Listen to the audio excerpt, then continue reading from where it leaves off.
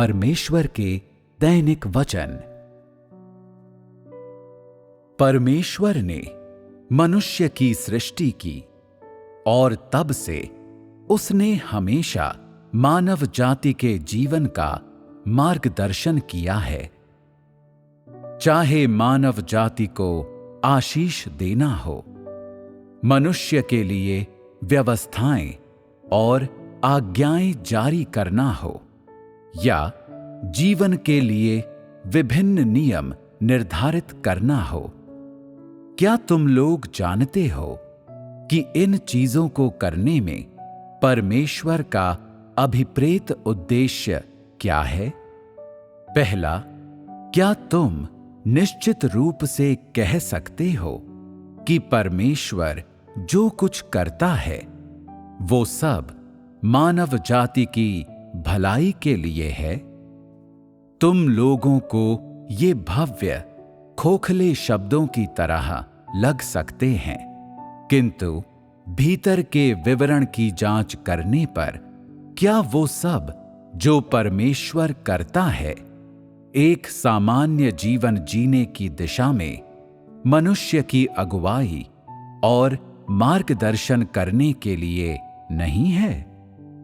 चाहे वो मनुष्य से अपने नियमों का पालन करवाना हो या अपनी व्यवस्थाओं का पालन करवाना, परमेश्वर का उद्देश्य है कि मनुष्य शैतान की आराधना न करने लगे और उसके कारण हानि न उठाए। ये सबसे मूलभूत बात है और यही वो काम है जिसे बिल्कुल शुरुआत में किया गया था।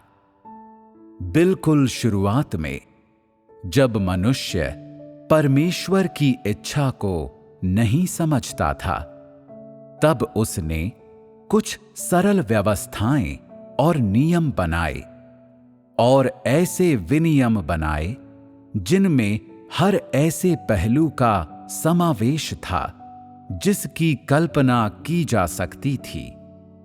ये विनियम सरल हैं, फिर भी उनमें परमेश्वर की इच्छा शामिल है। परमेश्वर मानव जाति को संजोता है, उसका पोषण करता है और उससे बहुत प्रेम करता है। क्या ऐसा नहीं है? हाँ। तो क्या हम कह सकते हैं कि उसका हृदय पवित्र है? क्या हम कह सकते हैं कि उसका हृदय साफ है? हाँ। क्या परमेश्वर के कोई अतिरिक्त इरादे हैं? नहीं। तो क्या उसका ये उद्देश्य सही और सकारात्मक है? हाँ। अपने कार्य के दौरान परमेश्वर ने जो भी विनियम बनाए हैं, उन सब का प्रभाव मनुष्य के लिए सकारात्मक है और वे उसका मार्ग प्रशस्त करते हैं। तो क्या परमेश्वर के मन में कोई स्वार्थपूर्ण विचार हैं? जहां तक मनुष्य का संबंध है, क्या परमेश्वर के कोई अतिरिक्त उद्देश्य हैं?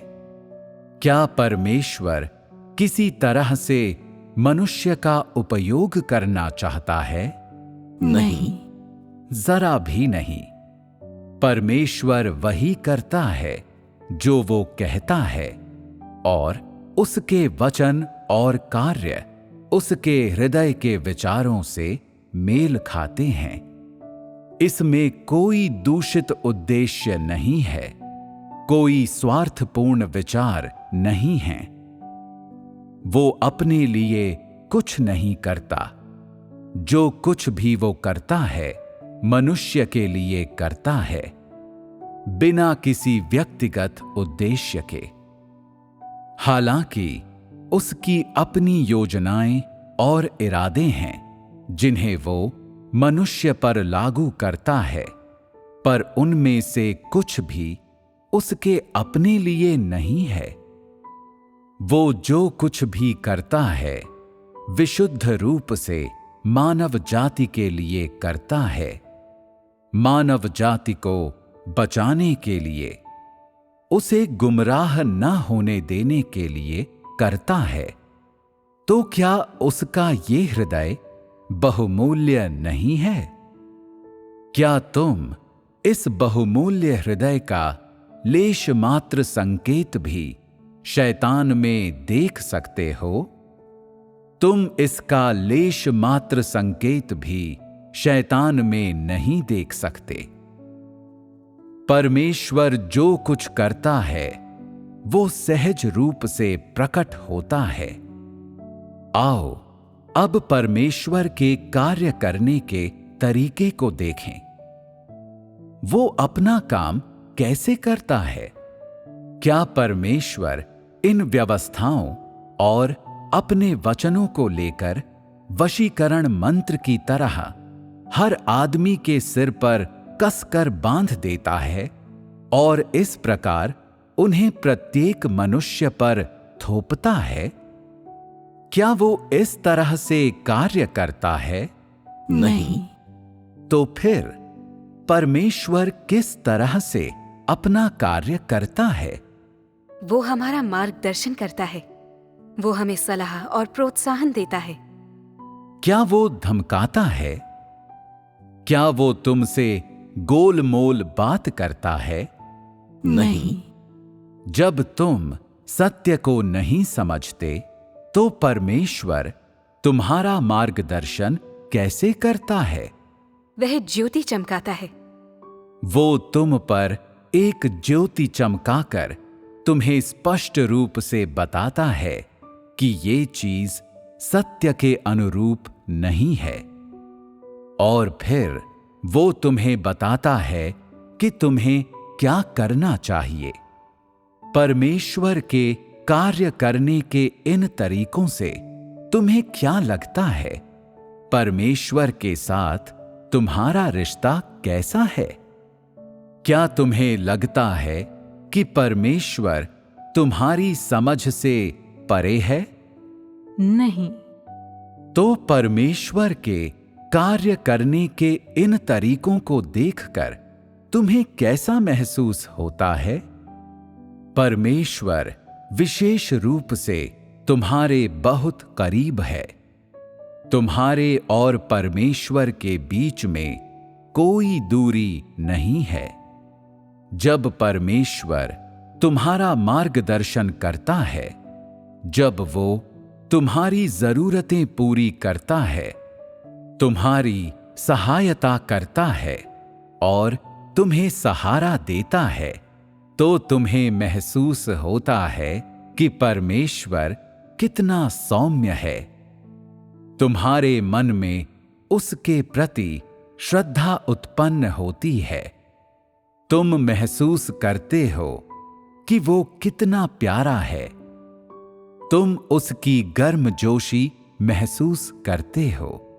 लेकिन जब परमेश्वर तुम्हारी भ्रष्टता के लिए तुम्हारी भर्त्सना करता है, या जब वो अपने विरुद्ध विद्रोह करने के लिए तुम्हारा न्याय करता है और तुम्हें अनुशासित करता है, तो परमेश्वर किन तरीकों का इस्तेमाल करता है? क्या वो वचनों से तुम्हारी भर्त्सना करता है? क्या वो तुम्हारे वातावरण और लोगों, मामलों और चीजों के माध्यम से तुम्हें अनुशासित करता है? हाँ। परमेश्वर किस सीमा तक तुम्हें अनुशासित करता है? क्या परमेश्वर मनुष्य को उतनी ही मात्रा में अनुशासित करता है जितनी मात्रा में शैतान मनुष्य को नुकसान पहुंचाता है? नहीं। परमेश्वर मनुष्य को केवल उसी सीमा तक अनुशासित करता है जिस सीमा तक वह सह सकता है। परमेश्वर सौम्य, कोमल, प्यारे और परवाह करने के तरीके से कार्य करता है, जो असाधारण रूप से नपातुला और उचित होता है। उसका तरीका तुम्हारे भीतर तीव्र भावनात्मक प्रतिक्रियाएं उत्पन्न नहीं करता, जैसे कि परमेश्वर को मुझे ये करने देना चाहिए या परमेश्वर को मुझे वो करने देना चाहिए। परमेश्वर कभी तुम्हें उस किस्म की मानसिक या भावनात्मक तीव्रता नहीं देता जो चीजों को असहनीय बना देती है। क्या ऐसा नहीं है? यहां तक कि जब तुम परमेश्वर के न्याय और ताड़ना के वचनों को स्वीकार करते हो, तब तुम कैसा महसूस करते हो? जब तुम परमेश्वर के अधिकार और सामर्थ्य को समझते हो, तब तुम कैसा महसूस करते हो? क्या तुम महसूस करते हो कि परमेश्वर दिव्य और अनुल्लंघनीय है? हाँ। क्या उस समय तुम अपने और परमेश्वर के बीच दूरी महसूस करते हो? क्या तुम्हें परमेश्वर से डर लगता है? नहीं, बल्कि तुम परमेश्वर के लिए भयपूर्ण श्रद्धा महसूस करते हो। क्या लोग ये चीजें परमेश्वर के कार्य के कारण महसूस नहीं करते? यदि शैतान मनुष्य पर काम करता, तो क्या तब भी उनमें ये भावनाएं होती? नहीं।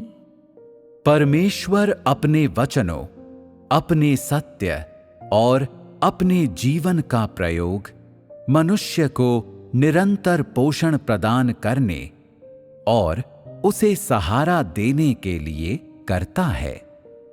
जब मनुष्य कमजोर होता है, जब मनुष्य मायूसी महसूस करता है, तब निश्चित रूप से परमेश्वर ये कहते हुए कठोरता से बात नहीं करता कि मायूस मत हो।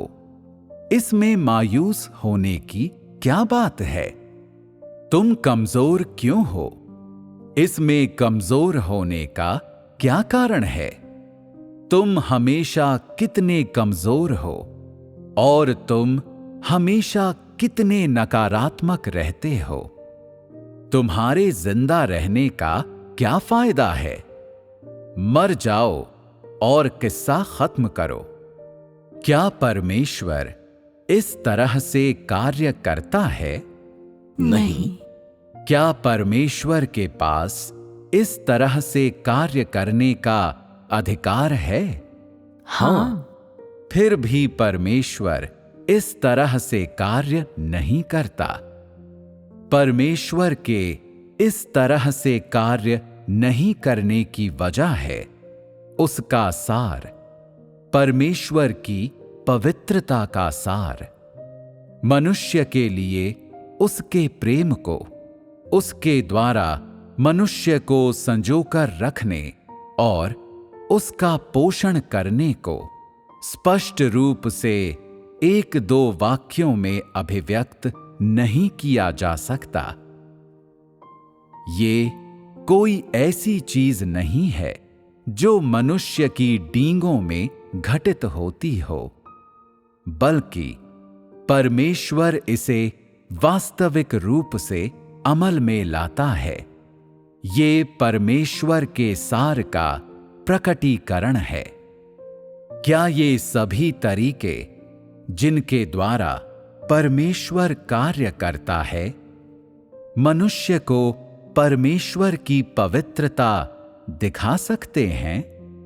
इन सभी तरीकों से जिनके द्वारा परमेश्वर कार्य करता है, जिनमें परमेश्वर के अच्छे इरादे शामिल हैं, जिनमें वे प्रभाव शामिल हैं जिन्हें परमेश्वर मनुष्य पर लागू करना चाहता है, जिनमें वे विभिन्न तरीके शामिल हैं जिन्हें परमेश्वर मनुष्य पर कार्य करने के लिए अपनाता है, जिनमें उस प्रकार का कार्य शामिल है जिसे वो करता है, वो मनुष्य को क्या समझाना चाहता है? क्या तुमने परमेश्वर के अच्छे इरादों में कोई बुराई या धोखा देखा है? नहीं। तो जो कुछ परमेश्वर करता है, जो कुछ परमेश्वर कहता है, जो कुछ वो अपने हृदय में सोचता है, उसमें और साथ ही परमेश्वर के समस्त सार में जिसे वो प्रकट करता है, क्या हम परमेश्वर को पवित्र कह सकते हैं? हाँ। क्या किसी मनुष्य ने संसार में या अपने अंदर कभी ऐसी पवित्रता देखी है? परमेश्वर को छोड़कर क्या तुमने इसे कभी किसी मनुष्य या शैतान में देखा है? नहीं। अपनी अब तक की चर्चा के आधार पर क्या हम परमेश्वर को अद्वितीय, स्वयं पवित्र परमेश्वर कह सकते हैं? हाँ। परमेश्वर के वचनों सहित वो सब कुछ जो परमेश्वर मनुष्य को देता है, वे विभिन्न तरीके जिनके द्वारा परमेश्वर मनुष्य पर कार्य करता है, जो परमेश्वर मनुष्य से कहता है, जिसकी परमेश्वर मनुष्य को याद दिलाता है, वो जो सलाह और प्रोत्साहन देता है, ये सब एक सार से उत्पन्न होता है, परमेश्वर की पवित्रता से। यदि कोई ऐसा पवित्र परमेश्वर न होता तो कोई मनुष्य उसके कार्य को करने के लिए उसका स्थान न ले पाता।